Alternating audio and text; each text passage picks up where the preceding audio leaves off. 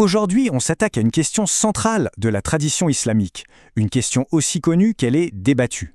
Quel était réellement l'âge d'Aïcha, l'épouse du prophète, au moment de son mariage? C'est une véritable enquête historique qui nous attend. 9, c'est le chiffre qu'on retient. L'âge auquel le prophète Mohammed aurait épousé Aïcha, d'après le récit le plus répandu. Un chiffre qui paraît simple, mais qui a déclenché des siècles et des siècles de débats. Et ça continue encore aujourd'hui. Mais est-ce que cette version, c'est toute l'histoire? Quand on commence à creuser un peu, à regarder les sources de plus près, eh bien, des fissures apparaissent. On commence à se demander, et si finalement les archives historiques nous racontaient quelque chose de complètement différent? Alors, avant d'aller plus loin, il faut qu'on soit tous sur la même longueur d'onde. Commençons par le commencement, l'histoire qu'on entend le plus souvent, ce qu'on appelle le récit traditionnel. Que dit ce fameux récit? Il est très précis. Des fiançailles à l'âge de 6 ans et un mariage consumé quand elle en a eu 9, en l'an 622. C'est cette chronologie-là qu'on retrouve dans beaucoup de textes classiques qui va être notre point de départ. Bon, maintenant qu'on a posé les bases, on entre dans le vif du sujet. Parce que oui, ce récit est dominant, mais il est très très loin de faire l'unanimité. En fait, et c'est ça qui est assez fou, ce sont les sources elles-mêmes qui sèment le doute. Et c'est ça qui est vraiment fascinant. La critique ne vient pas forcément de l'extérieur. Non, elle vient de l'intérieur même des textes fondateurs. Des chercheuses comme Asma Lamrabeh, par exemple, ont montré que, si on regarde bien, les pièces du puzzle, elles ne s'emboîtent pas vraiment. Prenons un exemple concret. Al-Tabari, un historien ultra respecté. D'un côté, il écrit quelque chose qui laisse penser qu'Aïcha est née après le début de la Révélation, vers 613. Mais ailleurs, il affirme que tous les enfants de son père sont nés avant 610. On a donc le même auteur qui dit une chose et son contraire. Comment on explique ça? Si on met les dates bout à bout, l'incohérence est flagrante. Admettons qu'elle soit née en 613. Comment est-ce possible que d'autres sources la citent parmi les tout premiers convertis entre 610 et 612? Logiquement, à ces dates-là, elle n'était même pas encore née. Le calcul ne tient tout simplement pas la route. Et puis il y a la langue elle-même. Les textes qui la décrivent comme une des premières converties utilisent le mot arabe sarira, qui veut dire jeune. Mais si elle avait été un bébé, le mot juste aurait été radia, un nourrisson. Or ce mot n'est jamais utilisé. Et ce choix de vocabulaire, ce n'est pas un détail, c'est un indice crucial. Et les incohérences s'accumulent. On nous dit qu'elle était présente sur des champs de bataille.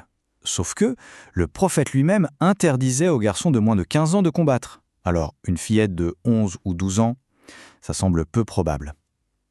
Ajoutez à ça ces souvenirs très détaillés d'événements qui datent d'avant ses 6 ans, et même l'existence de fiançailles précédentes, l'image de la très jeune enfant commence sérieusement à s'effriter. Il y a un autre indice, presque mathématique cette fois. Ça vient de sa sœur, Asma. Les historiens sont d'accord pour dire qu'elles avaient à peu près 10 ans d'écart. On sait qu'Asma est morte centenaire, alors il suffit de remonter le temps. On fait le calcul et le résultat nous donne un âge pour Aïcha qui n'a plus rien à voir avec le chiffre de 9 ans.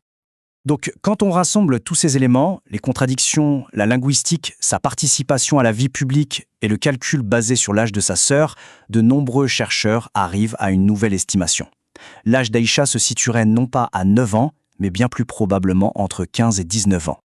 Mais attention, l'histoire c'est rarement tout noir ou tout blanc. Il est tout aussi important de comprendre les arguments de ceux qui défendent le récit traditionnel. Voyons un peu comment ils contextualisent cet événement.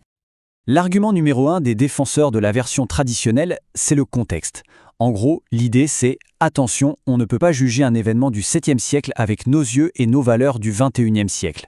C'est ce qu'on appelle un anachronisme, et selon eux, ça nous empêche complètement de comprendre la réalité de l'époque.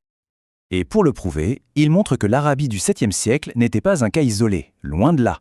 Il suffit de regarder en Europe. L'impératrice Agnès de France, mariée à 8 ans, Marie-Marguerite de Hongrie, 9 ans, ces mariages royaux, c'était avant tout des alliances politiques.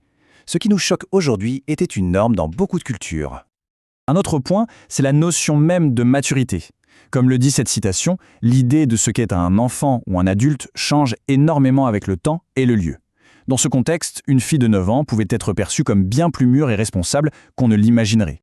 Le climat est un autre facteur souvent avancé. C'est un fait, dans les régions chaudes comme la péninsule arabique, la maturation physique était souvent plus précoce. Et cette réalité biologique, bien sûr, avait une influence directe sur les normes sociales et l'âge du mariage.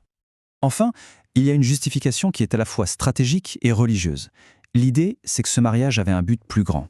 Aïcha était jeune, brillante, avec une mémoire exceptionnelle. Elle était donc vue comme la personne idéale pour apprendre directement du prophète et devenir une enseignante majeure de l'islam pour les générations futures. Alors on pourrait se dire, ok, mais pourquoi se prendre la tête avec des textes vieux de 1400 ans? Eh bien parce que ce débat, ce n'est pas juste une querelle d'historiens, il a des conséquences très, très actuelles. Le point crucial, il est là. La façon dont on interprète cette vieille histoire a un impact très concret sur la vie de millions de personnes aujourd'hui, et en particulier sur les droits des filles et des femmes. Le lien est parfois très direct. Le récit du mariage à 9 ans est parfois utilisé, tel quel, dans des discours pour justifier et légitimer le mariage des mineurs. Une lecture de l'histoire devient alors un argument pour maintenir une pratique contemporaine. Face à cet usage, des penseurs comme Asma Lamrabet avancent une idée forte. Questionner ces récits, ce n'est pas trahir la foi, c'est au contraire une exigence morale. Pour eux, c'est une façon de rester fidèle aux principes de justice qui sont au cœur de la religion. Et tout ça nous ramène à une question fondamentale. Quand les archives du passé se contredisent, quelle version on choisit de retenir? Ce n'est pas juste un choix sur le passé, c'est une décision qui dessine les contours de notre présent et de notre avenir. La question, elle, reste ouverte.